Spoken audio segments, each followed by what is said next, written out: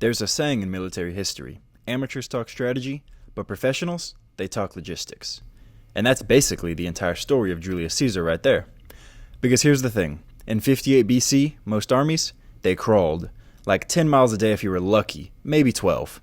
But Caesar's legions were doing 20, sometimes 30 miles a day. Which doesn't sound like much, right? But in the ancient world, that difference was absolutely insane. Because if you can move twice as fast as your enemy, you can hit them before they even know you're coming. So today, we're talking about how Caesar conquered Gaul. And spoiler alert, it wasn't because his soldiers were better fighters. It's because he created the most efficient supply chain the ancient world had ever seen. Alright, let's set up the problem first. You're a Roman general, you've got 40,000 men, and every single one of those guys needs about 3,000 calories a day just to march around and occasionally stab people. Do the math on that. It's 3 pounds of grain per soldier. So for your whole army, you're looking at 120,000 pounds of food per day. How do you move that much grain? Well, the traditional answer was ox carts. Just tons of ox carts. Thousands of them, following your army everywhere. But oxen? Super slow. Like 10 miles a day max. And we're not even talking about how vulnerable that makes you. Your supply chain is stretched out for miles. Every river you cross takes forever. Every narrow pass is a nightmare. The longer the army marched, the more of its own food the supply chain consumed, just to stay alive. Military historians have this phrase for it: the tyranny of the wagon. Because basically, if you want to move fast, if you want to strike before your enemy can react, that wagon train is an anchor dragging behind you. So the question Caesar had to solve was, how do you feed 40,000 men without turning your army into a slow-moving buffet line? Okay, solution number one, and this one's kind of genius. About 30 years before Caesar, there was this general named Gaius Marius. And Marius had this crazy idea: what if we just make the soldiers carry everything themselves? Because up until then, Roman soldiers traveled pretty light. Weapons, armor, maybe a day's worth of food, everything else was in those wagons we were just talking about. But Marius said, nope, from now on you're carrying a week's worth of supplies on your back. Let me break down what that actually meant. Each soldier now had to carry entrenching tools, 8 pounds, wooden stakes for building fortifications, 12 pounds, cooking gear, clothes, personal stuff, another 18, and then 15 pounds of grain, enough for 7 days. Total, 60 pounds on your back while you're marching 20 miles. They called them Marius Mules, which yeah, that tracks. But here's what that actually accomplished. It cut the wagon train by 80%. You're suddenly not dependent on ox cart speed anymore. You can cross rivers fast, your whole logistics footprint just shrinks, and boom, your speed doubles.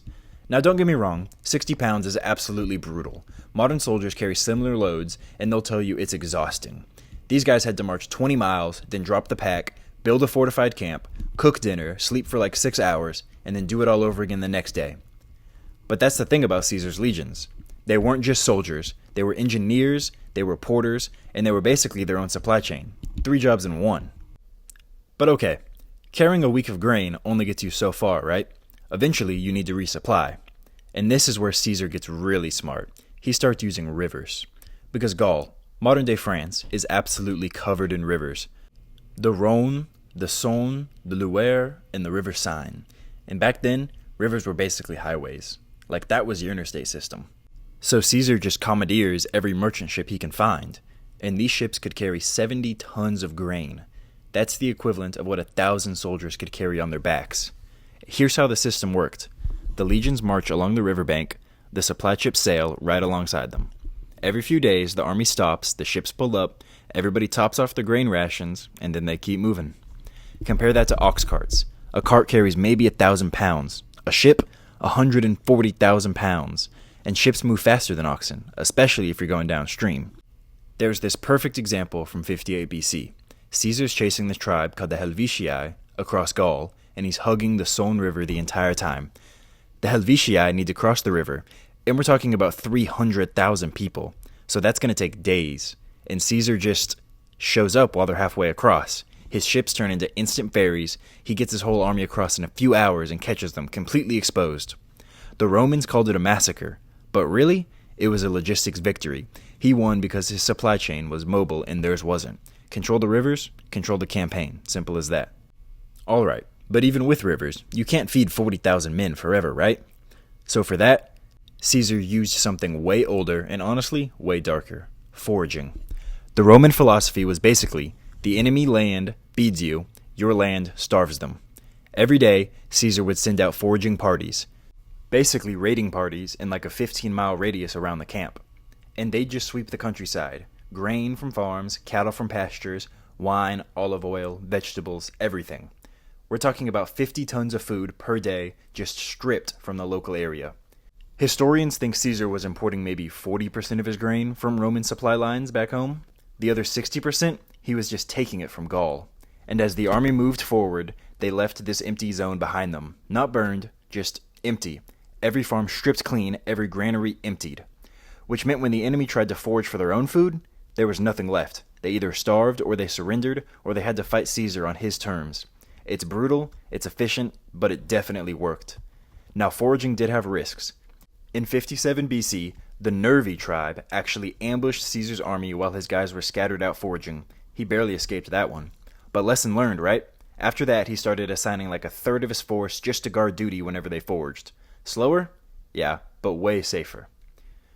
Okay, so by 52 BC, Caesar's facing the ultimate test, the Siege of Alesia. There's this guy, Vercingetorix. He's basically leading the Gallic rebellion, and he fortifies himself on top of this hill with 80,000 warriors. Caesar's response? He builds an 11-mile wall completely around them, just locks them in. And then, he waits. Day 10, the Gauls are running low on food. Day 20, they're out. Vercingetorix actually expels all the civilians, women, children, elderly, hoping Caesar will let them through. Caesar doesn't. They just starve in no man's land between the walls. Dark stuff. Then it gets worse for Caesar, because a Gallic relief army shows up. 240,000 warriors. So now Caesar's trapped between two armies, one inside the walls, one outside. But here's the key. Caesar's supply line never breaks. His river fleet just keeps feeding his men. The relief army attacks for days. They can't break through. Inside Alesia, Vercingetorix's guys are literally eating their horses.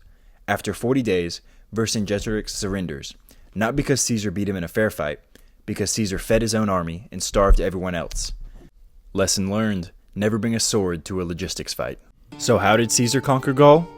3 things. Marius's mules let him move fast, rivers let him resupply on the go, and foraging let him eat the enemy's food while starving them out.